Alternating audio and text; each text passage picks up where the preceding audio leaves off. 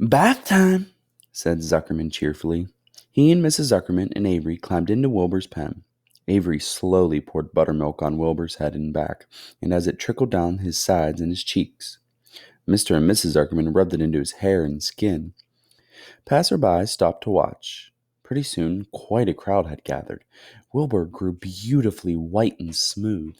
This morning's sun shone through his pink ears. "He isn't as big as the pig next door," remarked one bystander, "but he's cleaner. That's what I like." "So do I," said another man. "He's humble, too," said a woman, reading the sign on the web. Everybody who visited the Pink Pen had a good word to say about Wilbur. Everyone admired the web, and of course, nobody noticed Charlotte. Suddenly, a voice was heard on the loudspeaker. "Attention, please," it said. "Will Homer Zuckerman bring his famous pig to the judge's booth in front of the grandstand?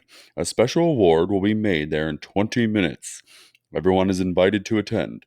Crate your pig, please, Mr. Zuckerman, and report to the judge's booth promptly." For a moment after this announcement, the Arables and the Zuckermans were unable to speak or move. Then Avery picked up a handful of straw and threw it high in the air and gave a loud yell. The straw fluttered down like confetti into Fern's hair. Mr. Zuckerman hugged Mrs. Zuckerman. Mr. Arable kissed Mrs. Arable. Avery kissed Wilbur. Lurvy shook hands with everybody. Fern hugged her mother. Avery hugged Fern. Mrs. Arable hugged Mrs. Zuckerman. Up overhead in the shadows of the ceiling, Charlotte crouched unseen, her front legs encircling her egg sac. Her heart was not beating as strongly as usual, and she felt weary and old.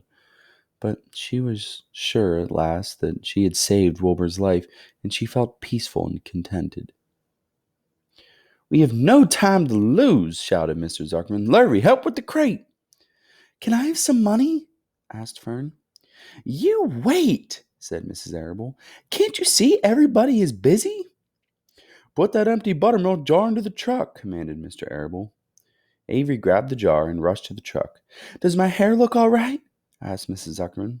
"Looks fine," snapped Mr. Zuckerman as he and Lurvy set the crate down in front of Wilbur.